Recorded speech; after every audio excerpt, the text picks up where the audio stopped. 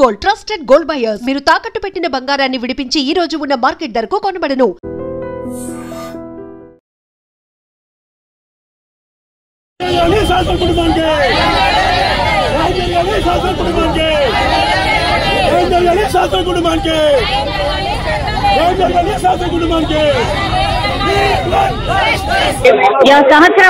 సహస్ర వాళ్ళ నాన్న మనతో పాటు ఉన్నారు. ఒక్కసారి మాట్లాడే ప్రయత్నం చేద్దాం. ఏమైంది ధర్నా విచారణ మొత్తం బ్యాట్ కోసం వచ్చి వెళ్ళిపోయాడు. బ్యాట్ కోసం వచ్చిందని చెప్పి చెప్తాడు. కాదు, ఇది ప్రీ ప్లాన్ మర్డర్ కోసమే వచ్చిండు. వాడు చంపేసాడు మా పాపని. రాలేడు, బ్యాట్ కోసం రాలేదు. విచారణలో ఏమైతే బ్యాట్ కోసం వచ్చిందని చెప్తారు. బ్యాట్ కోసము అదేదో కిందకి తీసుకెళ్తాడు, గుంజుకోవడమో ఏదో చేయడమో చేస్తారు కదా. 1 month నుంచి లెటర్ రాసుకునేటోని బ్యాట్ కోసం వచ్చారని ఎలా అనుకుంటారు చెప్పండి. సరే అనుకున్నారు అనుకోండి, వాళ్ళు లెటర్ రాయడం ఏంటి అసలు?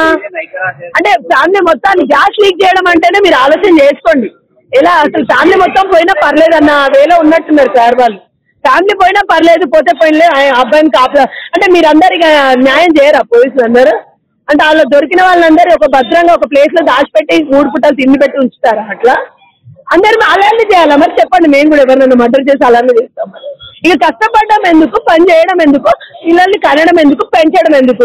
మేము కూడా అలానే మర్డర్లు చేస్తాము, వచ్చి జైల్లో వేయండి, కూర్చుంటాము.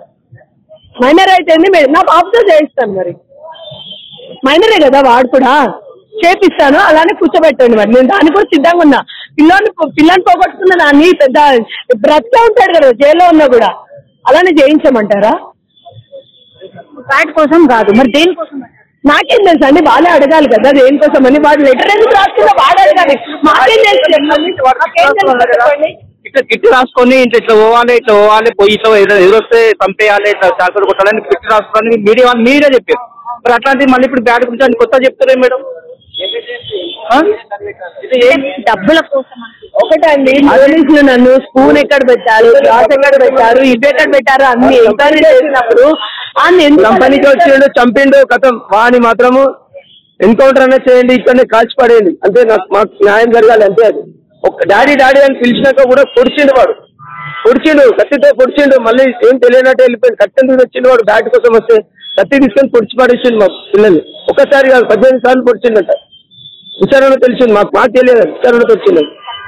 మరి 5 రోజులు ఎందుకు వెతుకుంటారు? పోలీసు వాళ్ళకు కూడా దొరకలేదు. 5 అంత క్రిమినల్ మైండ్ వాడు. ఆడు మైనర్ మాత్రం కాదు, పెద్ద క్రిమినల్ ఆడు, పెద్ద వాడు వరస్ట్ క్యాండిడేట్. ఆడు చెప్తున్న వాళ్ళ తల్లిదండ్రుల సహకారం కూడా ఉండొచ్చు ఖచ్చితంగా. తల్లిదండ్రులకు తెలిసి ఏది చేయడు, తల్లిదండ్రులకు ఖచ్చితంగా తెలిసి ఉంటుంది. అది తల్లిదండ్రులను కూడా విచారించమని పోలీసు వాళ్ళని కోరుతున్నాను. కాదు, ఆ రోజు మీ పాప చనిపోయిన రోజు ఉన్నారు మేడం, ఉన్నారు. వాడే డాడీ అడిచిందని చెప్పి వాడే చెప్పాడు. నేను ఏడ్చుకుంటే బయటకు వచ్చి అడిగాను. ఏడ్చుకుంటూ వచ్చి బయట అడుగుతుంటే వచ్చి డాడీ అని పిలిచింది అనుకోని చెప్పి నాకు చెప్తున్నాడు వాడు. మళ్ళీ పక్కన పోలీసు వాళ్ళు కూడా ఉండే, వాళ్ళకు కూడా చెప్పిండు వాడు. పోలీసు వాళ్ళకు కూడా చెప్పిండు వాడు. ఎప్పుడైనా బిల్డింగ్ మీదకి వెళ్ళి అటు నుంచి ఇటు నుంచి అటు అది నాకు తెలియదు మేడం. వాడు ఎప్పుడు వస్తాడో అంటే మా పిల్లలతో క్రికెట్ మ్యాచ్ ఆడతాడు, అంతవరకే తెలుసు నాకు. మా పాప బర్త్డేకి ఒకసారి ఇంటికి వచ్చింది అంతే. అక్కడి నుంచి అక్కడి వరకే తెలుసు, ఇంకేం తెలియదు. నేను ఎప్పుడు ఇంటికాడ ఉన్నాను. ఇంకోటి పోలీస్ జాబ్ అక్కడి దాకా వెళ్ళింది కూడా పోలీస్ వాళ్ళకి కూడా అర్థం కాలేదు. చేయగలుగుతారు అర్థం. మిమ్మల్ని మర్డర్ చేస్తే ఏమొస్తుందండి? అంటే మర్డర్ చేయాలనే వచ్చిండు. ఇంకా మర్డరే మేడం అది. వాడు దేనికోసం రాలేదు. మర్డర్ ఎందుకు? మీ పాప మీద వాని అడగాలి, వాని తల్లిదండ్రులను అడగాలి. నన్ను అడిగితే నాకు ఏం తెలుస్తుంది మేడం? ఇప్పుడు నన్ను చంపిడని నేను చెప్పాలా నీకు? నన్ను చంపిడవాడు చంపలేదు కదా, నా మీద అటాక్ అయినా కాలేదు కదా. నా పాప అన్నం పుణ్యం మెరుగదు. ఆమె కొడితే ఒక దెబ్బ కొడితే కింద పడిపోతుంది. అమ్మ చిన్న పాపని వాడు అంత దారుణంగా చంపిన వాడు. పోలీసు వాళ్ళకి తెలిసి ఉంటుంది. ఇది ఒకసారి విచారణ గట్టిగా చేయమన్నాడు అంతే. మీతోని ఆ పిల్లడితోని మిమ్మల్ని మాట్లాడించే ప్రయత్నం ఏమైనా చేస్తామని ఏమైనా చెప్పారా? మీరేమైనా అడిగాను నేను పోలీసు వాళ్ళకి అడిగాను. ఇది కుదరది, కోర్టు ద్వారా వెళ్ళాలి, కోర్టు చట్టం ఎట్లా చెప్తే అట్లా చేయాలని చెప్పి వాళ్ళు కూడా అన్నారు. నేను ఇప్పుడు వాళ్ళని అడిగాను, సార్ నేను కలుస్తాను, మాట్లాడతాను, అసలు కారణం ఏంటి కనుక్కుంటాను సార్ అంటే కూడా వాళ్ళు ఏమంటున్నారంటే ఇది చట్ట ప్రకారంగా వెళ్ళాలి, ఇది మేము దానికి సహకరించలేమని చెప్పి ఏం శిక్ష పడుతుంది అని ఏమి కనుక్కున్నారా? శిక్ష మైనర్ శిక్ష ఏం పడుతుందని కనుక్కుంటే కూడా వాళ్ళకి తెలియదు కదా మేడం. వాళ్ళైతే చెప్తారు కోర్టు నిర్ణయిస్తుంది అని చెప్పి చెప్తున్నారు వాళ్ళు. మాకేం తెలియదు, కోర్టు నిర్ణయిస్తుంది, కోర్టు ద్వారా వెళ్తాం, చట్టం ప్రకారంగా వెళ్తాం మేము.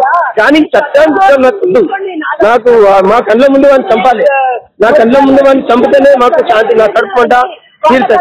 లేకపోతే మేము మూకోం మేడం. ఇంకా పైదాకి వెళ్ళినా వెళ్తాం మేడం, ఇంకా పైదాకి వెళ్తాం. మేము గరీబ్ డబ్బులు లేవు అని ఓకే, మాకు మా సహజ సాయి ఎక్కడున్నాడు, అట్లాగే వాళ్ళ తల్లిదండ్రులు ఏ సాయి? అతని పేరు ఏం పేరు మేడం? వెంకట్. నేను వెంకట్ అని తెలుసు మాకు, ఆయన పేరు వెంకట్ అని తెలుసు. సాయి అని నాకు తెలియదు, ఇంతవరకు తెలియదు. మీరు చెప్తారు సాయి అని. వెంకట్ అని పిలుస్తారు ఆ గల్లీలో అందరూ ఎవరు కానీ వెంకట్ అని తెలుసు అందరు. వెంకట్ అని తెలుసు. వాళ్ళ తల్లిదండ్రులు సాయి అని పెట్టుకోరు, ఏమని పెట్టుకోరు, అదే పెట్టుకోరు, ఇది మాకు తెలియదు. And don't forget to subscribe to iDream. And for more videos, please subscribe to iDream. Please subscribe to iDream. Please subscribe iDream. And please subscribe to iDream. For more videos, subscribe to iDream. please like, share and subscribe to the channel. Congratulations, iDream. Subscribe to iDream. Subscribe to iDream. So subscribe to iDream Media. iDream team andarki huge congratulations. Please subscribe iDream Media. Please subscribe to iDream. Subscribe iDream. Please subscribe to iDream. iDream అంటే నా కళల ఛానల్ను subscribe చేసుకున్న నోరు తిరుగుతలేదు, మీరైతే గంట గుర్తు కొట్టండి. For more such videos, please subscribe to iDream. Subscribe to iDream. Please subscribe to iDream. Please subscribe iDream Media. Please do subscribe to iDream. Please subscribe to iDream Media. For best entertainment and information, please subscribe iDream.